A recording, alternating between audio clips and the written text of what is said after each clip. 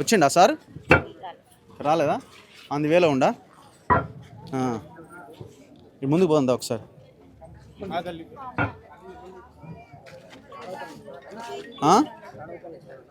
ఉండని ఉండదా ఏం కద్దా. ఇవన్నీ గుడిసెలేనా అమ్మ అందరివి? ఎట్లా ఇప్పుడు ఎట్లున్నాయి మరి ఇండ్లు ఉండడానికి ఉన్నాయా? సార్ మొత్తం బురద వచ్చి మొత్తం కడిగినాం నీళ్లు పెట్టి కదా క్లీన్ అయింది కదా, వండక తినడానికి లేదు ప్లేస్ లేదు. 2-3 ఇండ్లు కూలిపోయినాయి. కూలిపోతే కూడా ఏడ్చుకుంటూనే ఉంటారు పాపం వాళ్ళు. ఇప్పుడు ఏం అడుగుతారు? ముఖ్యమంత్రి వస్తున్నాడు, ముఖ్యమంత్రి అయితే డబుల్ బెడ్రూమ్ కట్టియాలని అడుగుతున్నాం.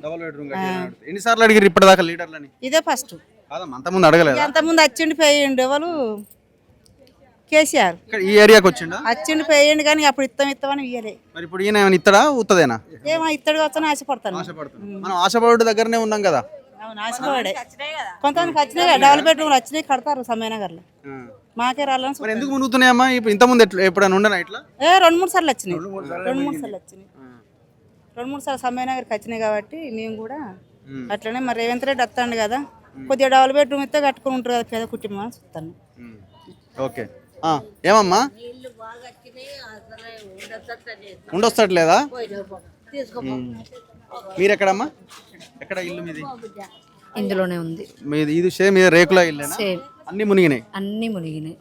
ఏ ఒక్కటి ఇంత 15 సంవత్సరాల నుంచి వచ్చిన నష్టం కంటే ఇప్పుడు వచ్చింది భారీ నష్టం. ఎందుకు వచ్చింది ఎంత భారీ నష్టం ఈసారి? వరద ఎక్కువ. అంతకుముందు కూడా వచ్చింది కదా వర్షం, అంతకుముందు కూడా 20-30 సెంటీమీటర్లు పడ్డది, ఇప్పుడు కూడా అంతే పడ్డది. అట్లా పడ్డది అని అనుకోవట్లేదు. చెర్లు కట్టలు తెగిపోయి కాబట్టి ఒకటేసారి ప్రెజర్ అనేది ఒకటేసారి వచ్చే వరకు ఇల్లు అనేది కూలిపోయినాయి మొత్తం టోటల్గా. దానివల్ల అసలు ఇంకా మేము కట్టుబట్టలతోటి బయటికి మనసులో ఉన్నాము అంతే. ఇంకా వస్తువులు ఇండ్లు ఏవి లేవు. ఎట్లా నష్టం అంటే భారీ నష్టం. ఇక అది చెప్పదగ్గట్టు కాదు, ఏడుపు తప్ప ఇంకోటి ఏం లేదు. నిన్న ఈ టైం వరకు ఇక నిన్నటి నుండి కొంచెం వాళ్ళోరు వీళ్ళోరు వచ్చి ధైర్యం ఉన్నాం, మేము చేస్తాం, సీఎం గారే వస్తున్నారు, మీకు మీ పరిష్కారం అవుతుంది అని అంటే సర్లేండి మా బాధలు తనకైనా చెప్పుకోవచ్చు కదా, ఓకే పరిష్కరిస్తారు కదా అన్న ధీమా మీద ఉన్నాం. సో వెయిట్ చేస్తున్నారు, ఆశతో ఎదురు చూస్తున్నారు.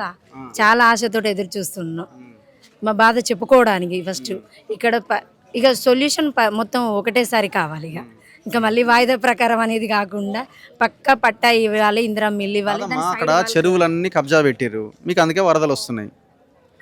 అవన్నీ రాజకీయ నాయకులు చేసినాయి కదా, మరి లేకుండా మీకు వరదని ఎట్లా మీరు ఆపగలుగుతారు? ఆపలేరు కదా. ఇంతకుముందు రాజకీయాలు చేసిన దానికి ఇప్పుడు రాజకీయానికి సంబంధం లేదు కదా. అందరు ఒకటే అని ఎలా అంటారు? అందరు ఒకటే కాదు కదా. రేవంత్ సార్కును కేసీఆర్ సార్కు చాలా తేడా ఉంది. సంవత్సరం తర్వాత మళ్ళీ